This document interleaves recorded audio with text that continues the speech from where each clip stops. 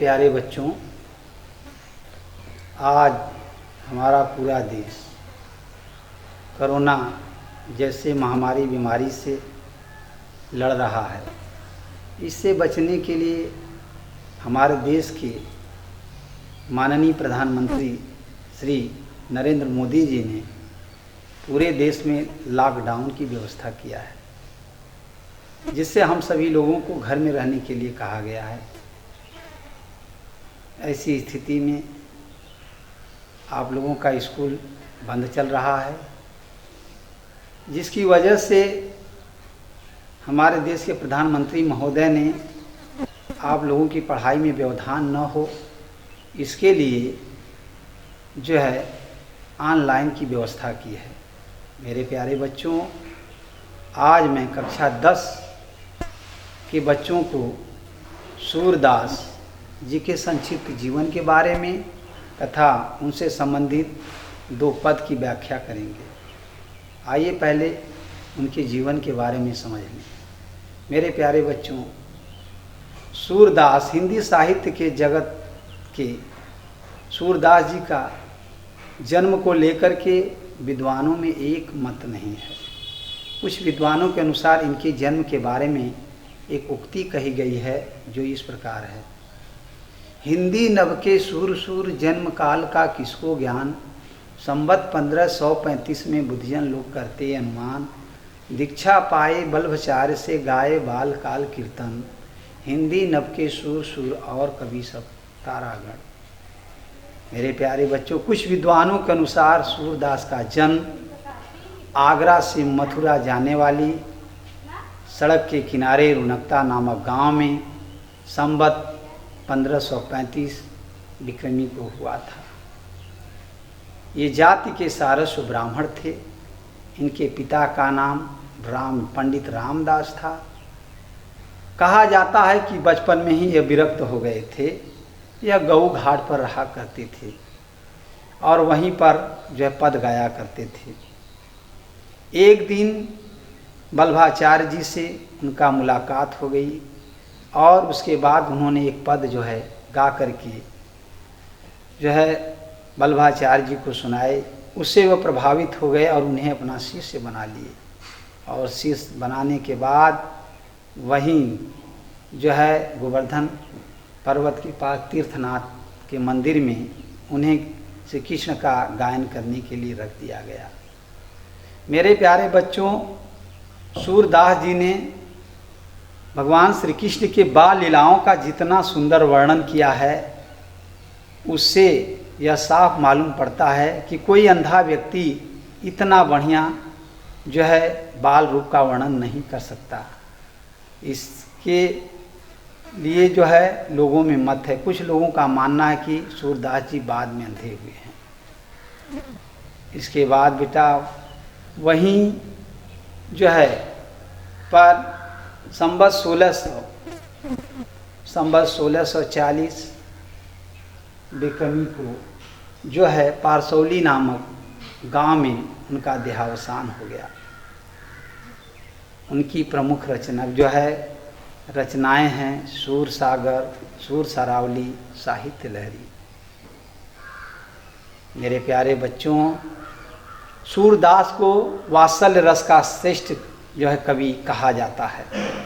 जिस प्रकार इन्होंने श्री कृष्ण की बाल लीलाओं का वर्णन किया है, कोई महान ही कवि कर सकता है। मेरे प्यारे बच्चों, इसके अलावा आपको मालूम होना चाहिए कि इनके बारे में एक उक्ति भी कही गई है। सूर सूर तुलसी शशि उद्गड़ की सौदास, अब के कवि खद्योस्तम जहाँ तहाँ करत प्रकाश। इससे मालूम हो जाता है कि सूरदास सूर्य के समान तेजस्वी हैं। अब मेरे प्यारे बच्चों, आइए आपको हम व्याख्या के बारे में बताएंगे। पहला और दूसरा दोनों लिख दिए हैं, आपके सामने जो है प्रस्तुत है। पहले इनके संदर्भ के बारे में सुन लीजिए। प्रस्तुत पद्यांश महाकवि सूरदास की सूर सागर से संकलित अपनी पाठ्य पुस्तक हिंदी पद के हिंदी पद के पद नामक पाठ से लिया गया है। अब इसमें सूरदास जी भगवान श्री कृष्ण के कमलवत चरणों की प्रसंग में आप लिखेंगे कि इसमें सूरदास जी ने जो है श्री कृष्ण के कमलवत चरणों की वंदना की है या उनकी जो है प्रार्थना की है।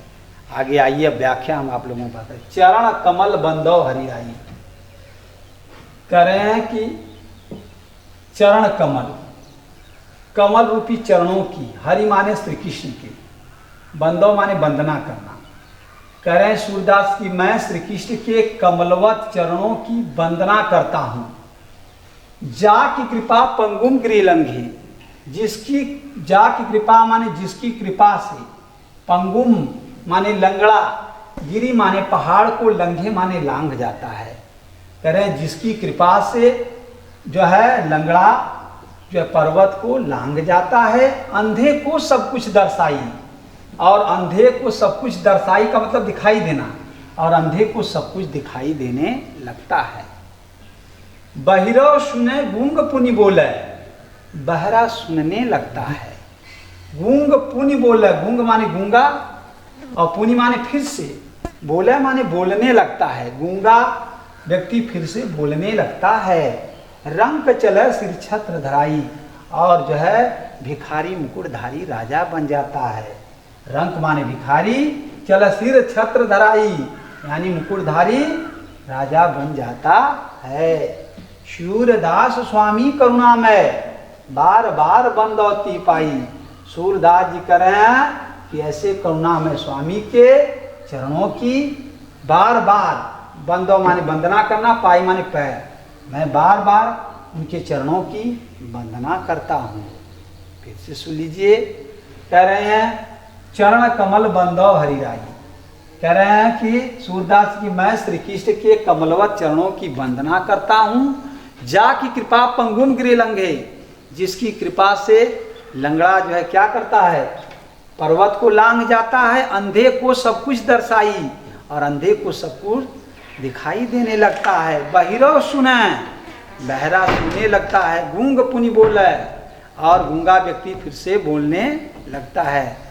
रंग चले सिर छत्र धराई, और भिखारी मुकुटधारी राजा बन जाता है। फिर कह रहे हैं सूरदास स्वामी करुणा में, सूरदास जी कह रहे हैं कि ऐसे करुणा में स्वामी के चरणों की मैं बार बार वंदना करता हूँ। अब आप काव्य सौंदर्य के बारे में भी जान लीजिए मेरे प्यारे बच्चों। कह रहे हैं इसमें जो है सूरदास जी, इस पद में सूरदास जी श्री कृष्ण के कमलवत चरणों की वंदना की है। भाषा इनका है ब्रज भाषा, भाषा इनका है जो है ब्रज भाषा। और बेटा ब्रज भाषा के बाद जो है रस है भक्ति, और भक्ति रस के साथ साथ कह रहे हैं कि छंद जो है गे पद है, छंद है आपका जो है गे पद। गुण जो है प्रसाद है बच्चों, गुण जो है प्रसाद है। अलंकार इसमें जो है चरण कमल रूपक अलंकार, और जो है रूपक अलंकार के साथ ही साथ इसमें बेटा जो है अनुप्रास अलंकार का भी प्रयोग किया गया है। फिर से एक बार सुन लीजिए बेटा, पूरा बता दे रहे हैं व्याख्या। सूरदास जी भगवान श्री कृष्ण के कमलवत चरणों की वंदना करते हुए कह रहे हैं कि हे जो है प्रभु, मैं आपके कमलवत चरणों की बार बार मतलब कमलवत चरणों की वंदना करता हूँ। जाकी कृपा, जिसकी कृपा से लंगड़ा जो है पर्वत को लांघ जाता है, अंधे को सब कुछ दिखाई देने लगता है, बहरा सुनने लगता है, और गूंगा फिर से बोलने लगता है, और कह रहे हैं भिखारी मुकुटधारी राजा बन जाता है। सूरदास जी कह रहे हैं ऐसे करुणा में स्वामी के चरणों की मैं बार बार वंदना करता हूँ। इसके बाद काव्य सौंदर्य में आप जान लीजिए मेरे प्यारे बच्चों, काव्य सौंदर्य में इसमें पहले लिखेंगे इस पद में सूरदास जी श्री कृष्ण के कमलों चरणों की वंदना किए हैं, और उसके बाद भाषा ब्रज भाषा का प्रयोग किया गया है। उसके बाद रस, रस जो है भक्ति है, और उसके बाद जो है अलंकार, इसमें रूपक और जो है रूपक और अनुप्रास अलंकार का प्रयोग किया गया है। ठीक है, छंद जो है गेपद है। हमारे समझ में आ रहा है कि समझ में आ गया होगा मेरे प्यारे बच्चों। आगे देखिए दूसरा जो है अविगत गति कछु कहत ना आवत, इसमें जो है सूरदास जी निराकार ब्रह्म के उपासना को कठिन और साकार ब्रह्म के उपासना को सरल व्यक्त करते हुए कहा है। क्या कहा है आपके सामने अभी मैं प्रस्तुत कर रहा हूं। अविगत गति कछु कहत ना आवत। सूरदास जी कह रहे हैं कि निराकार ब्रह्म के बारे में कुछ भी नहीं कहा जा सकता। ज्यों गूंगे मीठे फल को रस अंतर्गत ही भावे। ज्यों माने जिस प्रकार गूंगा व्यक्ति मीठे फल के रस का आनंद अपने मन में लेता है लेकिन मुख से बखान नहीं कर सकता, उसी प्रकार कह रहे हैं परम स्वाद सब ही सुनिरंतर अमित तोष उपजावे। कह रहे हैं परम स्वाद माने का अलौकिक आनंद प्रदान करने वाले उस रसमय ईश्वर से लोगों को निरंतर माने लगातार न मिटने वाला संतोषी, तोष माने संतोषी, उपजाव माने प्राप्त होता है या उत्पन्न होता है। यानी कहने का मतलब कि अलौकिक आनंद प्रदान करने वाले उस ईश्वर से लोगों को लगातार ही संतोष प्राप्त होता है। फिर से सुन लीजिए, कह रहे हैं कि निराकार ब्रह्म के बारे में कुछ भी कहा नहीं जा सकता। जिस प्रकार से गूंगा व्यक्ति मीठे फल के रस का आनंद अपने मन में लेता है लेकिन उसका मुख से बखान नहीं कर सकता, उसी प्रकार अलौकिक आनंद प्रदान करने वाले उस रसमय ईश्वर से लोगों को लगातार ही संतोष ही प्राप्त होता है। मन वाणी को अगम अगोचर सो जाने जो पावे। कह रहे हैं मन और वाणी से तो उसे प्राप्त नहीं किया जा सकता। कह रहे हैं मन और वाणी से तो उसे प्राप्त नहीं किया जा सकता। सो जाने जो पावे, अरे जिसने उसे जान लिया वहीं उसे प्राप्त कर लिया। इसे सुन लीजिए, कह रहे हैं मन और वाणी से उसे प्राप्त नहीं किया जा सकता है। उसे फिर उसके बाद अगम अगोचर का मतलब होता है इंद्रियां। मन वाणी से भी नहीं प्राप्त किया जा सकता और ना ही उस पर जो है उसे इंद्रियों के द्वारा भी प्राप्त किया जा सकता है। उसे तो सो जाने जो पावे, जिसने जान लिया वहीं पा लिया। रूप रेख गुण जुगति बिनु, रूप रेख गुण जुगति बिनु निरालंब कित धावे। न उसका रूप है, न रंग है, न गुण है, न जाति है, फिर भला मैं बिना आधार का कहाँ तक दौड़ूं। सब विधि अगम विचार ही तात सूर सगुन पद गावे। तब मैं सूरदास करें हर प्रकार से मैं उन्हें प्राप्त करने के लिए जो है क्या कोशिश किया लेकिन नहीं प्राप्त किया कर पाया। तब मैं जो है क्या कर रहा हूँ, सगुन पद का गुणगान करने लगा हूँ। फिर से सुन लीजिए, कह रहे हैं सूरदास जी की निराकार ब्रह्म के बारे में कुछ भी कहा नहीं जा सकता। जिस प्रकार से गूंगा व्यक्ति मीठे फल के रस का आनंद अपने मन में लेता है लेकिन मुख से बखान नहीं कर सकता, उसी प्रकार अलौकिक आनंद प्रदान करने वाले उस ईश्वर से लोगों को लगातार संतोष ही प्राप्त होता है।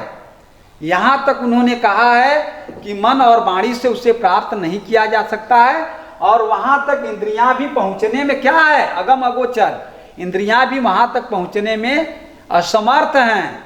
सो जाने जो पावे, अरे जिसने उसे जान लिया उसने उसे प्राप्त कर लिया। न उसका कोई रूप है, न रेख है, न गुण है, न जाति है और करे ना ही उसे प्राप्त करने का, जुगति माने होता है नियम, उसे प्राप्त करने का कोई नियम भी मालूम नहीं है। फिर कह रहे हैं कि फिर बताइए बिना आधार का मैं कहाँ तक दौड़ूं। फिर कह रहे हैं बिना आधार का मैं कहाँ तक दौड़ूं। सब विधि अगम विचार ही था, तो मैंने सभी प्रकार से जो मेरे पास प्राप्त करने के नियम थे हर प्रकार से मैंने उन्हें प्राप्त करने की कोशिश किया लेकिन फिर भी उन्हें प्राप्त नहीं कर पाया।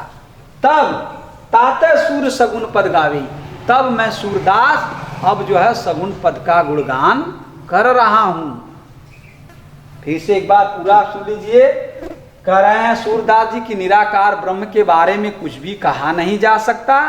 जिस प्रकार से गूंगा व्यक्ति मीठे फल के रस का आनंद अपने मन में लेता है, मुख से बखान नहीं करता, उसी प्रकार से कह रहे हैं कि अलौकिक आनंद प्रदान करने वाले उस रसमय ईश्वर से लोगों को लगातार संतोष ही प्राप्त होता है।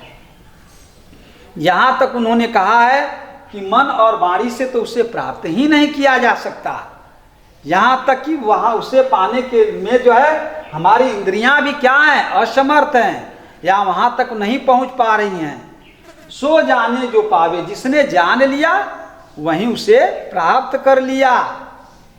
कह रहे हैं ना ही उसका कोई रूप है, न रेख है, न गुण रंग है, न गुण है, न जाति है, फिर बिना आधार का बताओ मैं कहाँ तक दौड़ूंगा। कह रहे हर प्रकार से मैं, सब विधि अगम विचार है, सब प्रकार से मैं उसे प्राप्त करने के लिए जो है विचार से प्राप्त करने के लिए कोशिश किया, लेकिन अगम माने वहां क्या किया, वो हमें प्राप्त नहीं हो पाया।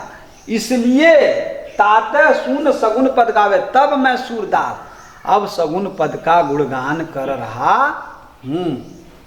इसमें आप सुन लीजिए काव्य सौंदर्य में मेरे प्यारे बच्चों, इसमें जो है कह रहे हैं कि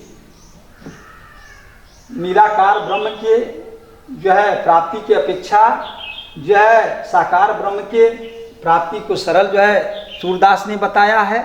इसके साथ ही साथ भाषा जो है आपको ब्रज भाषा का प्रयोग किया गया है इसमें, और उसके साथ ही साथ कह रहे हैं रस जो है, रस इसमें जो है शांत रस का प्रयोग है, क्योंकि भक्ति है इसलिए शांत रस का प्रयोग किया गया है। और छंद आप लोगों को मालूम है गेय पद है, क्योंकि बेटा सूरदास का हर पद को गाया जा सकता है।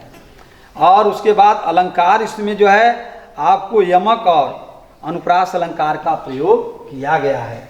मेरे प्यारे बच्चों, इसे जो है ध्यान से आप लोग पढ़ेंगे और ध्यान से इसे देखेंगे। मेरे प्यारे बच्चों, आपको मालूम होना चाहिए जो पढ़ाया जा रहा है उसे ध्यान से आप लोग देखेंगे, तभी आप लोगों को समझ में आएगा। अगर जहाँ इसमें तनिक भी त्रुटि होती है या नहीं समझ में आता है तो आप अपने प्रधानाचार्य जो है श्री संजीव सर जी जो है बताएंगे, और आपको जो उसके बाद हम लोगों को जो है वो बात कहा जाएगा, और हम लोग आपको जो है जहाँ पर त्रुटियाँ रहेंगी उसे समझाएंगे। मेरे प्यारे बच्चों, उसमें हो जाता है कभी कभी त्रुटि, इसके लिए हम लोग मैं क्षमा मांगता हूँ जो है। धन्यवाद।